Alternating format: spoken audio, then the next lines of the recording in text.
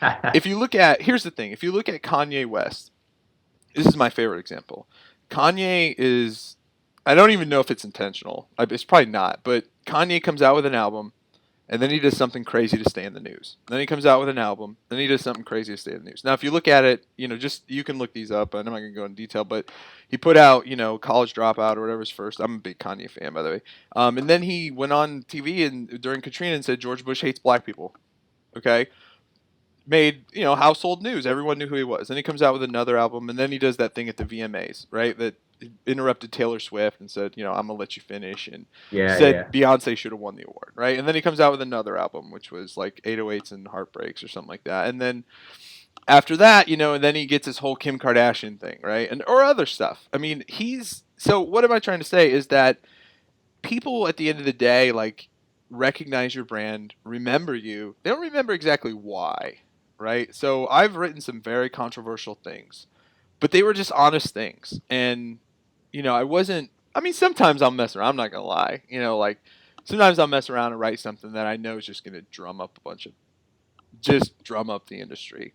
Um, and but it's me, and I know what it's going to do, but I'm honest about it. If you look at GoDaddy, a big reason GoDaddy is famous and successful is because their owner Bob Parsons, he'll like go out and shoot an elephant, and then write about it. Well, that just brings so much traffic, from the haters, but the haters all write about it and all their audience learns about it, and then GoDaddy is in their mind.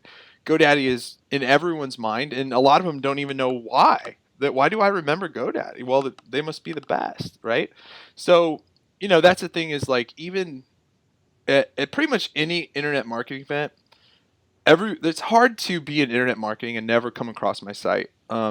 And that sounds cocky, but it's whatever. And it's funny because I'll go to conferences and I'll be sitting around this table and somebody will mention, "Oh, you don't know him as ShoeMoney," and then everyone will be like, "Oh, that's you?" Like I went to that site, and they don't remember why, but they remember my logo, or if I wear my T-shirt with the ShoeMoney logo on it, people would be like, "Oh, where'd you get that shirt at?" And I'm like, "Well, it's I am ShoeMoney," and they're like, "Oh, you are." They don't recognize me. They recognize the logo, but like I said, so for people, gosh, this was a long answer to a hard question.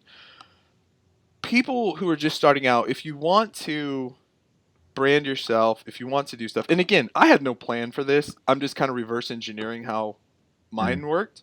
Is I took part in a lot of forums and I gave people value and I gave my thoughts on forums and I had just a link to my blog in the signature. Simple.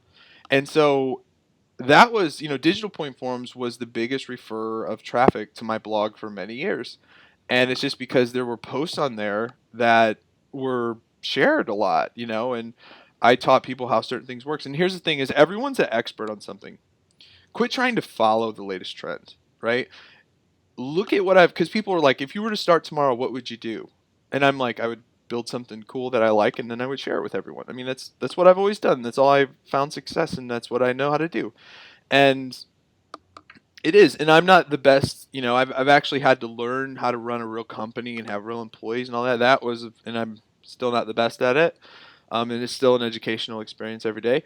But like that whole process of what I've done is I became an expert in ringtones and converting audio formats and all this stuff, and I found it fun, and I did it for free, right?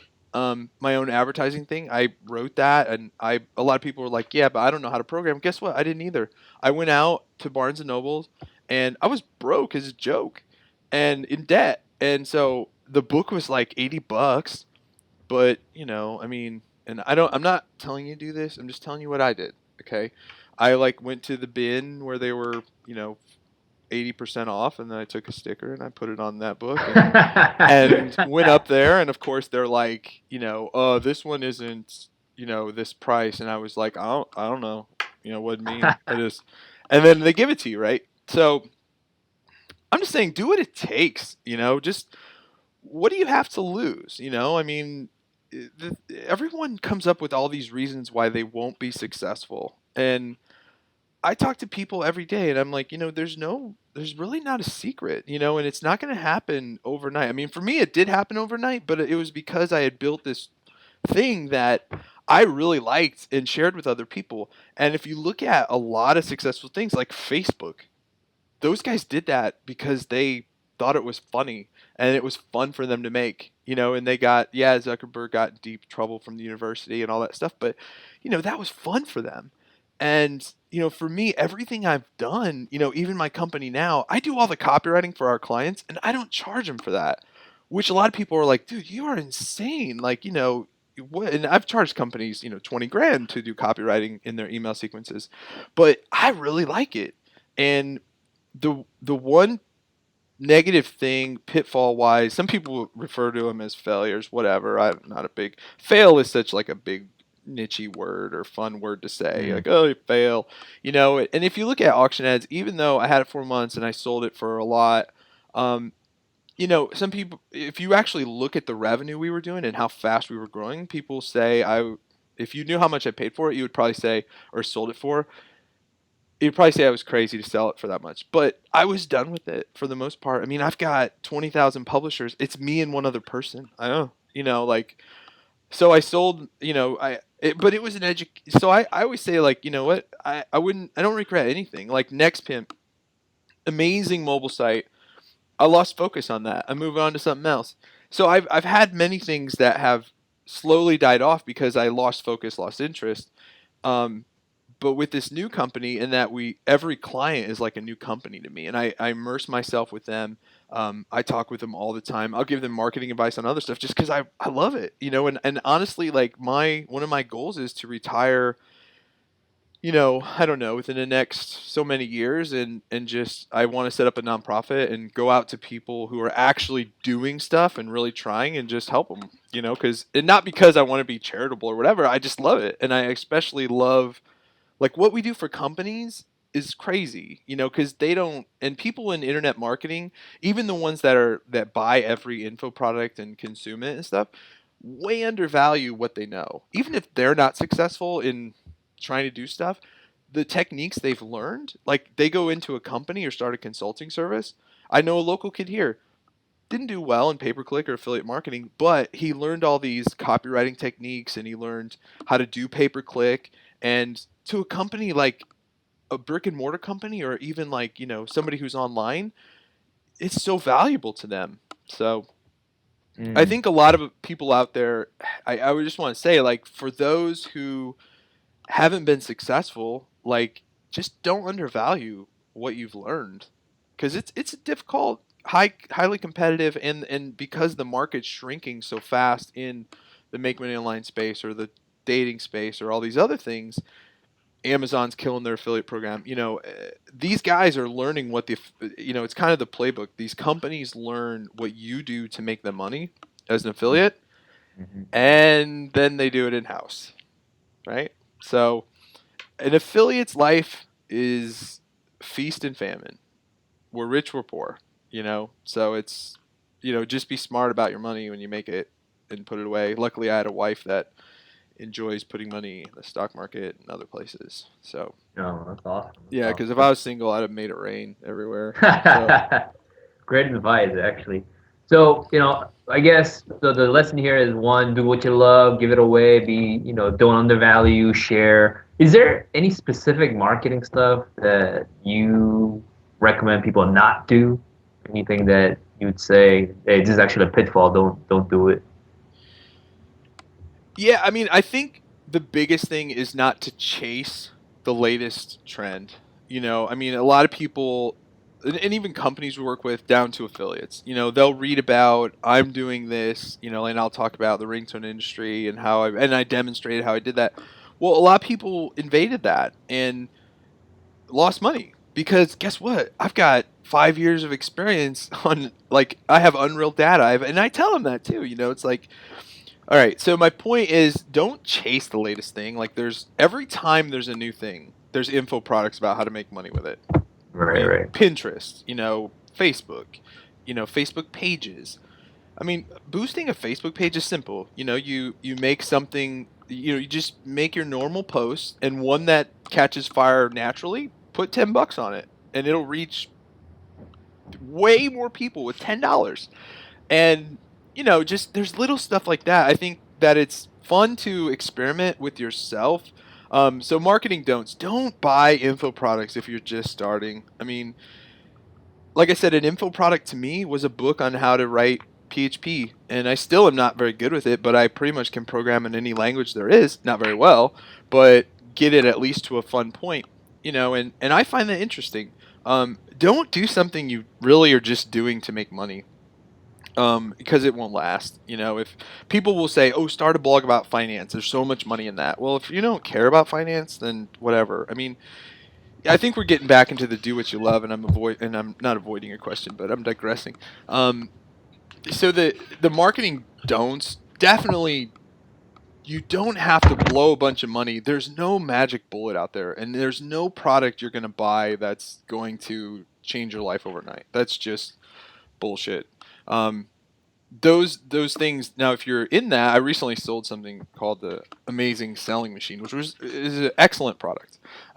It was $5,000, huge expense, and I was very honest with my audience. I was like, "Look, this is a big purchase, and if you're not prepared for that, or you don't have the money, and this isn't a big thing, if you were just to lose 5 grand, then this is not for you. But if you've already got products, you want to learn how to drop ship. I mean, these guys have been doing this for a long time. I know them, um, stuff like that.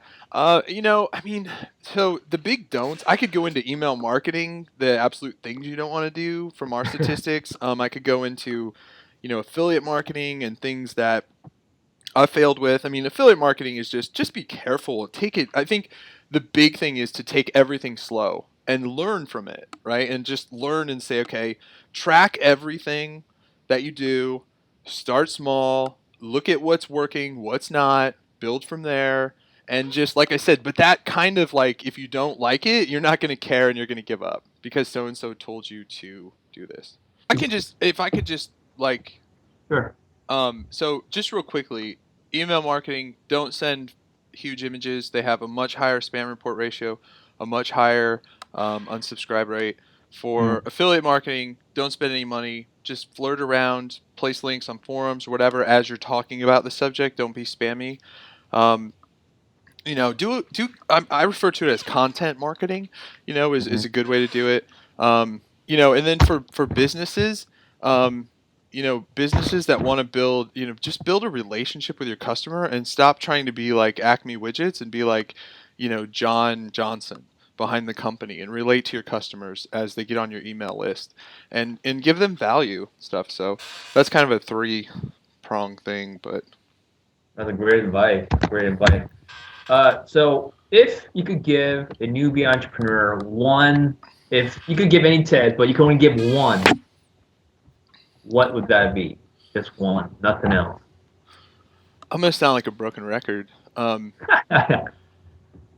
If I have to pick, I mean, I actually have three that are my core entrepreneurial um, methods. Sure. If I could say three, Sure. Yeah. and I usually forget one of them, which is interesting. So number one is it something that you would use every day? Like if you write a blog, is it something you would want to read every day? Um, Number two is there any sort of viral aspect to it? And what I mean by that is there any way that this can spread without you spending any money, right? So, there's in almost everything I've done, I've implemented that.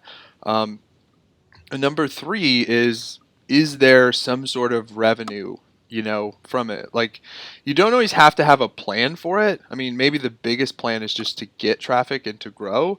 And then, I mean, that's the thing is too many people plan to make money a certain way. But once you have traffic, you can flirt with many different ways. You can put AdSense on it and see what that does. You can, try subscriptions or donations or whatever. But the biggest thing is I see all the time is with affiliate marketing. I loved it. I thought it was so much fun, and with anything, if it's not something you like, you're not going to stay with it. I see people do that every day. So, but for entrepreneurs who have already started in their company and they're already this far, this is a long answer to your one simple